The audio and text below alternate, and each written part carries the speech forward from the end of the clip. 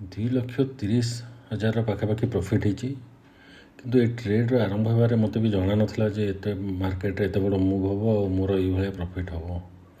ତ ଠିକ୍ ଅଛି, ଚାଲନ୍ତୁ ଦେଖିବା ମୁଁ ଏଇ ଟ୍ରେଡ଼୍ରେ କେଉଁଠି ନେଲି, କାହିଁକି ନେଲି, ଆଉ ଟ୍ରେଡ଼୍ର ସେଟଅପ୍ଟା ବି ଦେଖିବା। ତ ପୁରା ଭିଡ଼ିଓଟା ଦେଖନ୍ତୁ, ଆପଣ ନିହାତି କିଛି ଶିଖିପାରିବେ।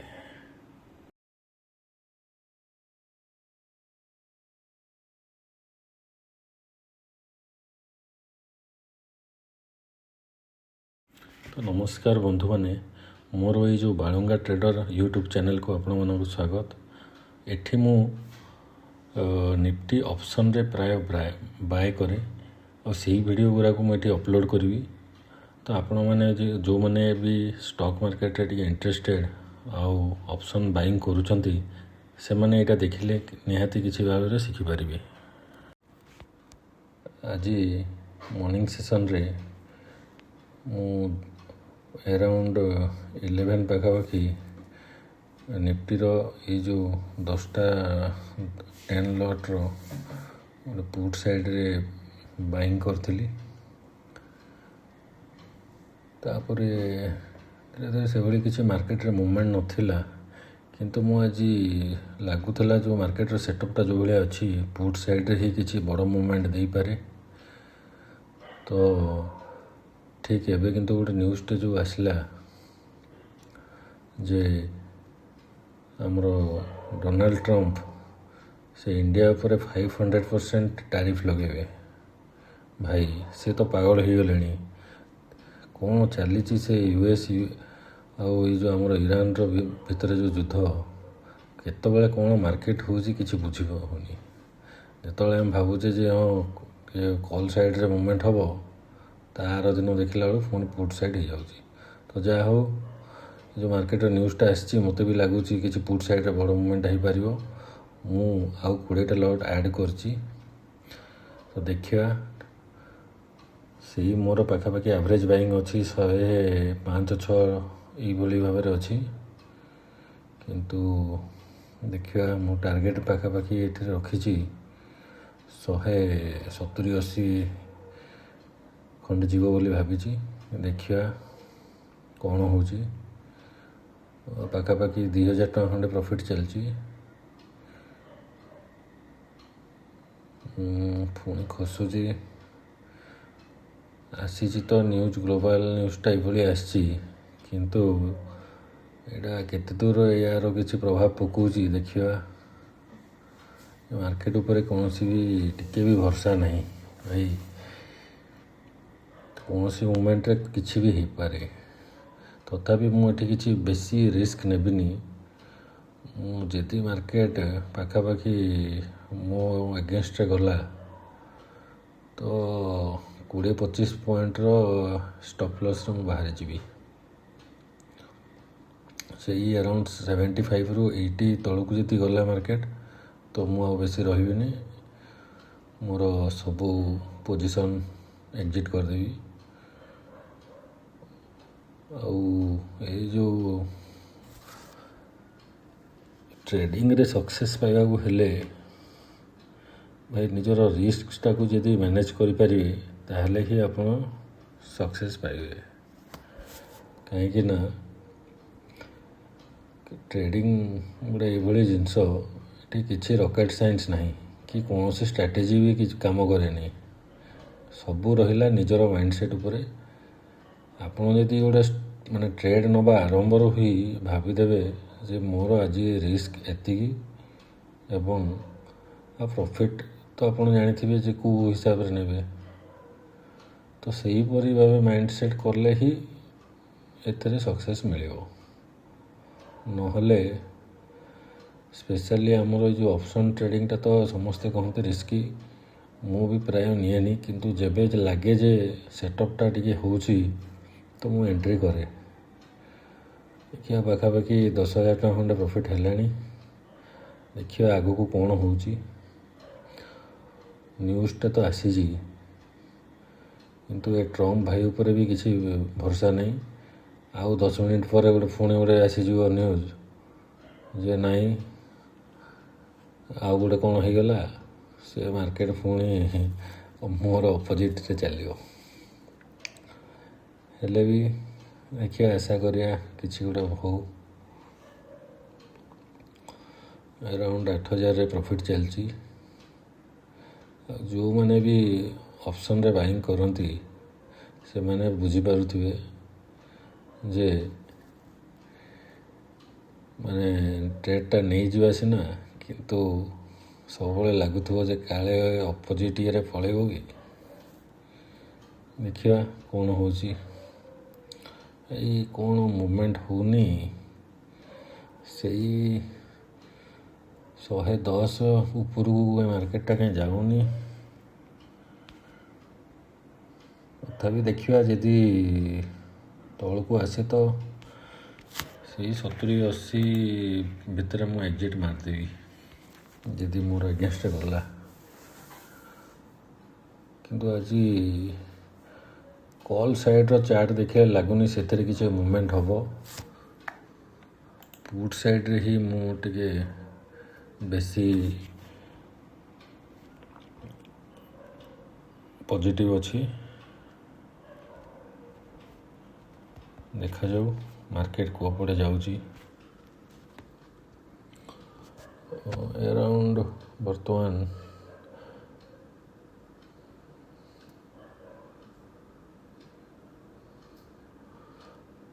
5-6 ହଜାର ଭିତରେ ପ୍ରଫିଟ୍ରେ ଚାଲିଛି।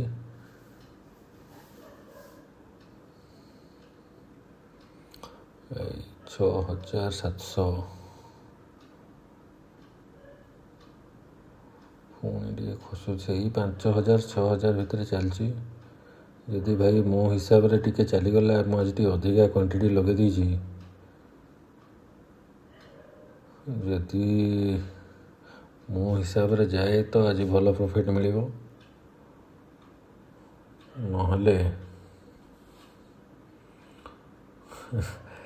ନହେଲେ ସେଇ 20-30 ପଏଣ୍ଟର ଲସ୍ରେ ଯିବି ଆଉ। ଦେଖାଯାଉ, ବଢ଼ିଲା ବୋଧେ ମାର୍କେଟଟା। ଦେଖାଯାଉ କ'ଣ ହେଉଛି। 114, 115 କ୍ୟାଣ୍ଡେଲଟା ବଢ଼ୁଛି। ପାଖାପାଖି 17-18 ହଜାର ଟଙ୍କା ପ୍ରଫିଟ୍ ହେଲାଣି।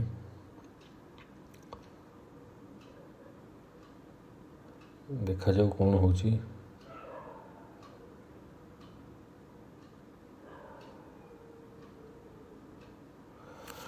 ତ ଭାଇମାନେ ଟିକେ କମେଣ୍ଟରେ ବତାନ୍ତୁ କେଉଁମାନେ ଆଜି ଟ୍ରେଡ୍ ନେଇଥିଲେ। ଆଜି 15 ଜୁଲାଇ।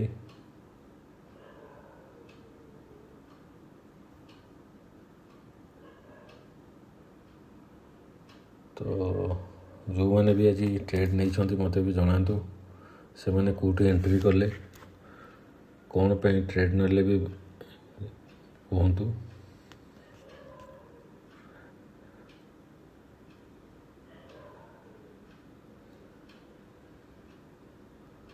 ଭାଇ ଆରାଉଣ୍ଡ 20,000 ପ୍ରଫିଟ୍ ଚାଲିଛି।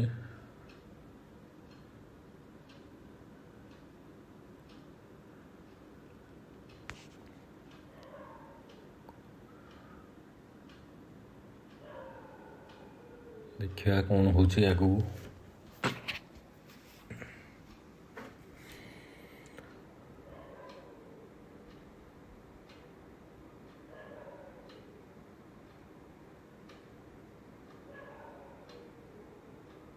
ଭାଇ 20,000 ଟିକେ ଯାହା ଭାଇ।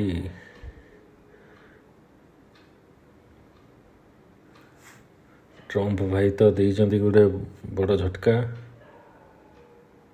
ତାଙ୍କର କାହିଁକି ଇଣ୍ଡିଆ ଉପରେ ଏତେ ରାଗ ମୁଁ ବି ବୁଝିପାରୁନି। ତ ଛାଡ଼ନ୍ତୁ, ଦେଖିବା। ଆମର ସେଥିରେ କିଛି ମିଳିବାର ନାହିଁ। ଆମକୁ ଦରକାର କୌଣସି ପଟେ ଗୋଟେ ମୁଭମେଣ୍ଟ, ଆମକୁ ଦରକାର। ଆଇଦର ବ୍ୟାଡ଼ ନ୍ୟୁଜ୍ ହଉ କି ଗୁଡ଼୍ ନ୍ୟୁଜ୍ ହଉ, ମୁଭମେଣ୍ଟ ତ ହେବ। ଆଇଦର କଲ୍ ପଟେ ହେବ, ନହେଲେ ପୁଟ୍ ପଟେ ହେବ। ତ ସେଇ ମୁଭମେଣ୍ଟକୁ ଯିଏ କ୍ୟାପଚର କରିପାରିଲା ସିଏ ହିଁ ଚାଲାକ। ଆଉ ଭାଇ ଏବେର ଯେଉଁ ପରିସ୍ଥିତି, କେହି ବି ପୋଜିସନ୍ ହୋଲ୍ଡ କରିକି ରଖନ୍ତୁନି।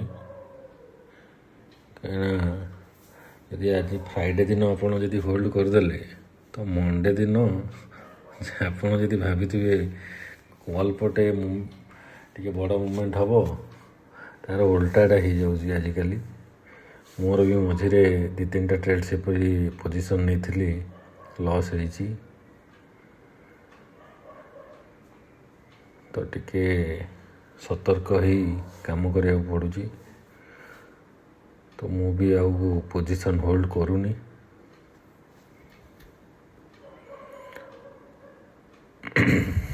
ଲାଗୁଛି ତ କିଛି ଗୋଟେ ବ୍ରେକ୍ଆଉଟ୍ ହେଇଛି,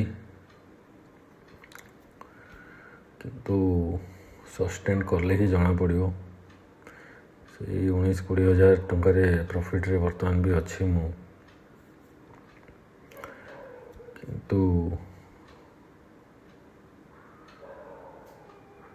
ଆଜି ଟିକେ ବଡ଼ ଟାର୍ଗେଟ୍ରେ ମୁଁ ଅଛି। ଦେଖାଯାଉ, କିଛି ଭାଇ ଭରସା ନାହିଁ। ନିଜ ରିସ୍କଟାକୁ ମ୍ୟାନେଜ୍ କରିକି ଚାଲିଲେ ହିଁ ହେବ।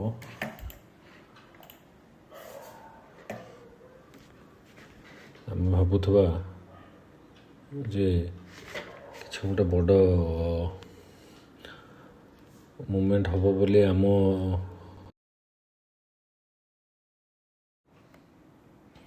ତ ସେଇ ଭାଇ ପୁଣି ଟିକେ ତଳକୁ ଆସିଛି। 12-13 ହଜାର ଟଙ୍କା ପାଖାପାଖି ପ୍ରଫିଟ୍ରେ ଅଛି। ବ୍ରେକ୍ଆଉଟ୍ ତ ହେଇଛି, କିନ୍ତୁ ଆଉ ଥରେ ରିଟେଷ୍ଟ କରୁଛି। ଯଦି ମୁଁ ତ ପୁଟ୍ ପଟେ ହିଁ ଅଛି।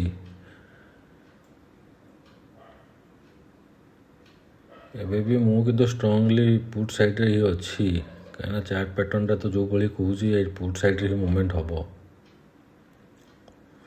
ମୁଁ ନର୍ମାଲି ମୁଁ ଅପସନ୍ ଚାର୍ଟ ଦେଖିକି ଟ୍ରେଡ୍ କରେ। ମୁଁ ସବୁଦିନେ ବି ଟ୍ରେଡ୍ କରେନି। ଯେବେ ଲାଗେ ଯେ ଚାର୍ଟ ପ୍ୟାଟର୍ନଟା ମୋତେ ଲାଗୁଛି ଯେ ହଁ ମୁଭମେଣ୍ଟ କିଛି ଦେଇପାରେ, ତ ମୁଁ ନିଏ। ଆଜି କିନ୍ତୁ ଟିକେ ଡବଲ୍ କନଫର୍ମେସନ୍ ହେଇଗଲା। ଡବଲ୍ କନଫର୍ମେସନ୍ ଏଥିପାଇଁ ଯେ ମୁଁ ତ ନେଇଥିଲି, ତାପରେ ଗୋଟେ ନ୍ୟୁଜ୍ ବି ଆସିଗଲା ଟ୍ରମ୍ପ ଭାଇଙ୍କର। ସିଏ ତ ପାଗଳ ହେଇଗଲେଣି, ଆମକୁ ବି ବହୁତ ସମୟରେ ପାଗଳ କରୁଛନ୍ତି ସିଏ ଭାଇ।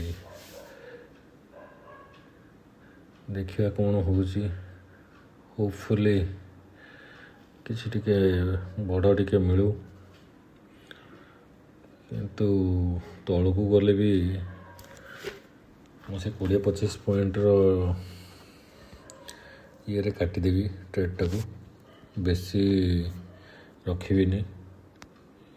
କାହିଁକିନା ମାର୍କେଟର ଯେଉଁଭଳି କି ଅବସ୍ଥା ଆପଣମାନେ ଜାଣୁଥିବେ, ଏଠି ବେଶୀ ରହିବା ଠିକ୍ ନୁହେଁ। ବହୁତ ସମୟ ହେଲାଣି ନେଇଛି ଟ୍ରେଡ୍ଟା, ବିରକ୍ତ ବି ଲାଗିଲାଣି। ଦେଖାଯାଉ କ'ଣ ହେଉଛି।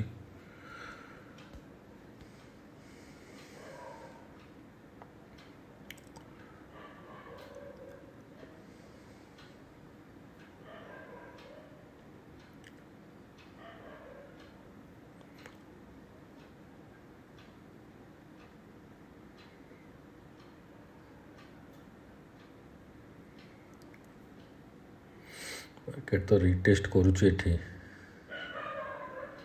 ଟିକେ ପୋଜିସନ୍ ସାଇଜ୍ ବି ବଢ଼େଇଛି ମୁଁ।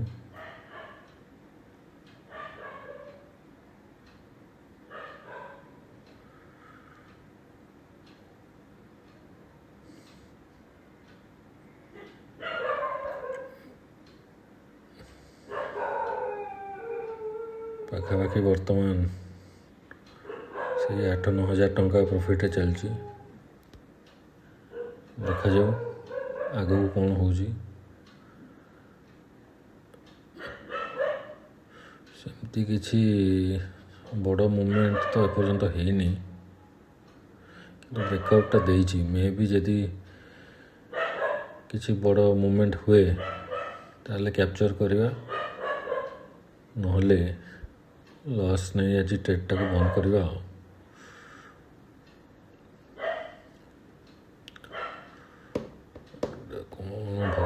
କ'ଣ ହେଉଛି ଦେଖିବା ଭାଇ। ଟ୍ରମ୍ପ ଭାଇଙ୍କର କିଛି ଭରସା ନାହିଁ ଭାଇ। ଏଇ ଯେଉଁ ଇରାନ ୱାର୍ ଚାଲିଛି, କାହିଁକି ଲୋକ ଏତେ ଯୁଦ୍ଧ କରୁଛନ୍ତି ମୁଁ ବି ବୁଝିପାରୁନି ଭାଇ। ସବୁ ସେଇ ତେଲ ପାଇଁ।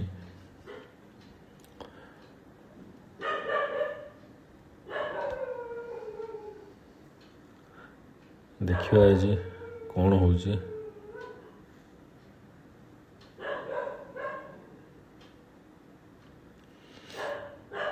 ମାର୍କେଟ ତ ବର୍ତ୍ତମାନ ରିଟେଷ୍ଟ କରିଛି, ସେ ବ୍ରେକଆଉଟ୍ ହେଇଥିଲା, କିନ୍ତୁ ଯଦି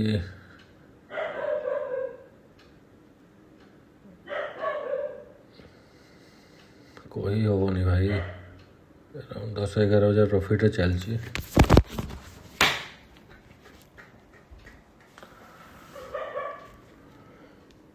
ସେଇ 110-111ରେ ଚାଲିଛି ଭାଇ। ମୁଁ ତ ଆଜି ଆଶା କରିକି ରଖିଛି ଯେ ଗୋଟେ ମୁଭମେଣ୍ଟ ହୁଏ 170-80 ପରେ ପାଖାପାଖି ବାହାରିବି, ନହେଲେ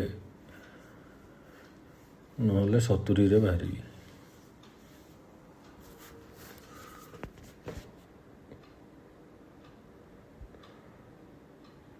ତ ଆଜି ଟିକେ ରିସ୍କ ରିୱାର୍ଡ଼ ବି ଭଲ ଅଛି। ସବୁଦିନ ଏପରି ଟ୍ରେଡ୍ ମିଳେନି। ଆଜି ସେଟଅପ୍ଟା କାହିଁ ମୋତେ ଭାରି ଭଲ ଲାଗିଲା ତ ମୁଁ ନେଇଛି, କିନ୍ତୁ କ'ଣ ହେଉଛି ଭାଇ ଦେଖିବା। ପାଖାପାଖି 12-13 ହଜାର ଟଙ୍କା ପ୍ରଫିଟ୍ରେ ଅଛି।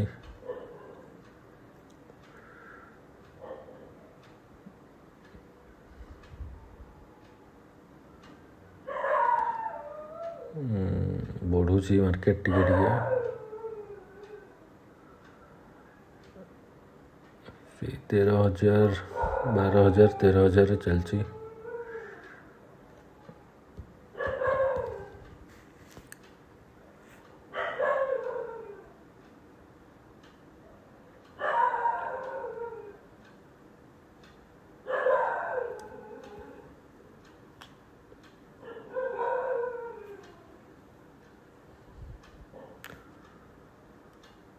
କ'ଣ ଭାଇ, ସେ ଭରସା ନାହିଁ।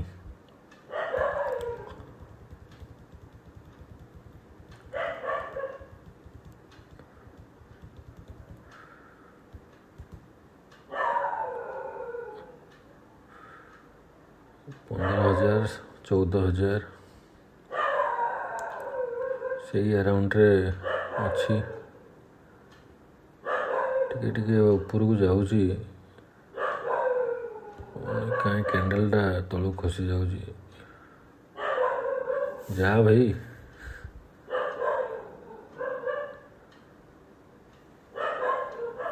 ଯଦି ଏଇ କ୍ୟାଣ୍ଡେଲରେ ଯଦି ଟିକେ ବଡ଼ ମୁଭମେଣ୍ଟ ହୁଏ ତାହେଲେ କନଫର୍ମ ହେବା।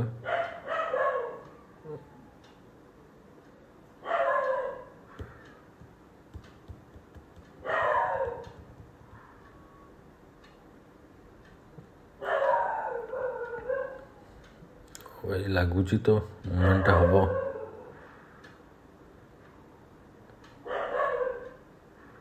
ସେଇ 19,000, 19-20 ହଜାର ଭିତରେ ଅଛି। ଦେଖିବା କ'ଣ ହେଉଛି।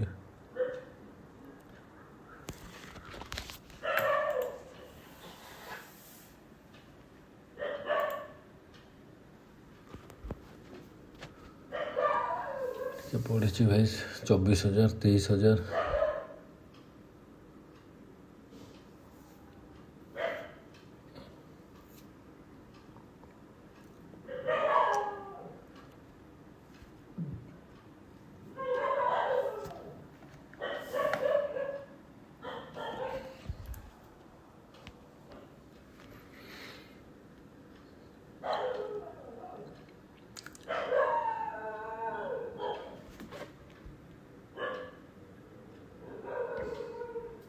ସେଇ 16-17 ହଜାର ଭିତରେ ଚାଲିଛି।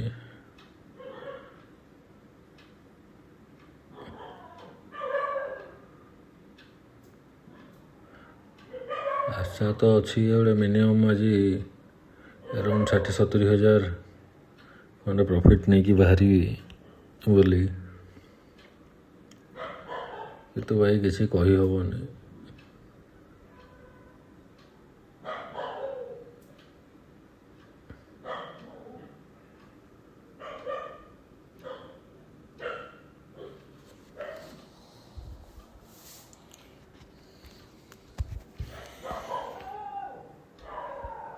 ଦେଖାଯାଉ କ'ଣ ହେଉଛି ଆଗକୁ।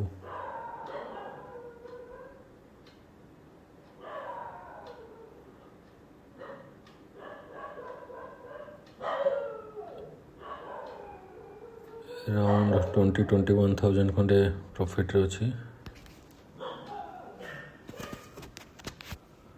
देखा केते दूर आगू जाऊँगी।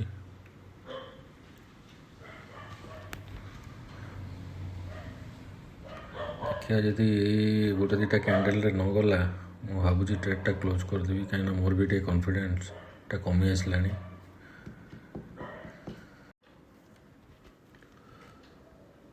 तो वर्तमान से पाखापाखि 21-22 हज़ार प्रॉफिट रे अच्छी।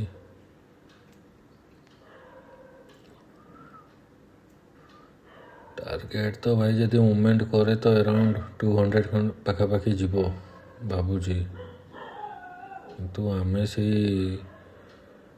170-80 आड़े बाहरी जावा।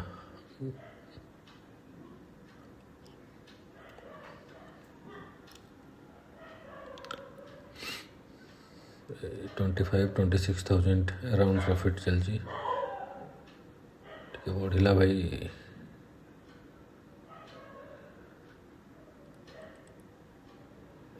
भाई 34,000, 38, 39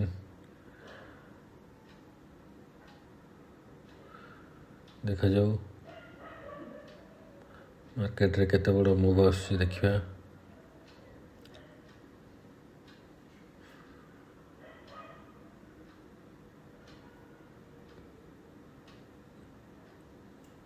से अराउंड 40,000 रे चलची।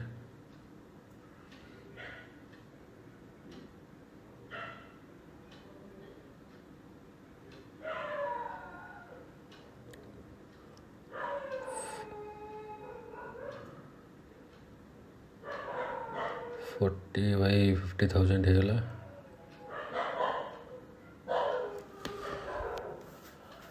50,000 पाखापाखि प्रॉफिट तो बर्तमान अच्छी लगुच भाई जीव से 180-190 पाखापाखि जीव भावुँ।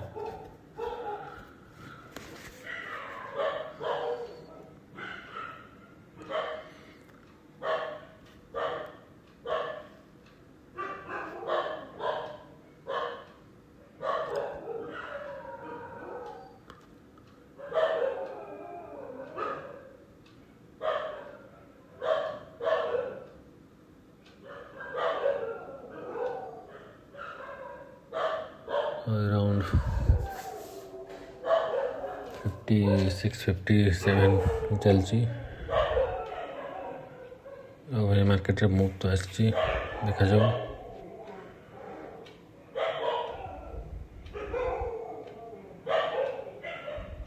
देखा केते बड़ मूव नौची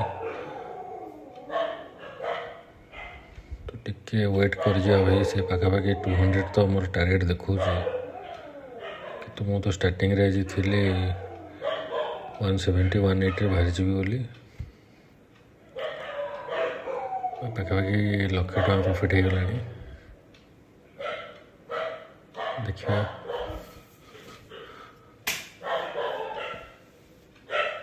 1,30,000 पाखापाखि गला।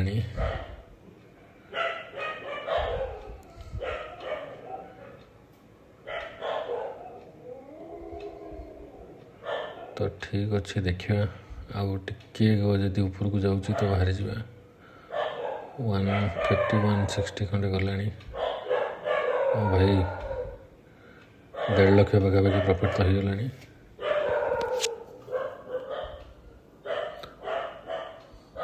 तो मो टारगेट पाखापाखि पहुँची गला। तो भावुँ एठू एक्जिट नहीं जावा आ बेसी लोभ करिया भी ठीक नहीं।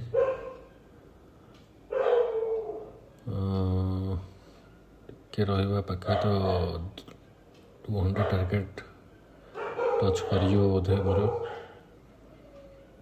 ठीक अच्छे भाई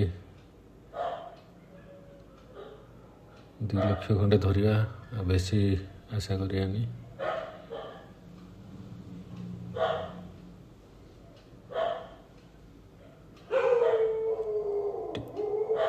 ये मार्केट आउ टिके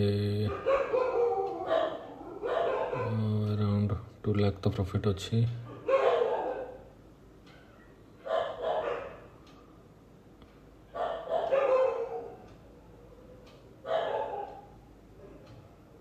ठीक अच्छे भाई एग्जिट चलतु नहीं जा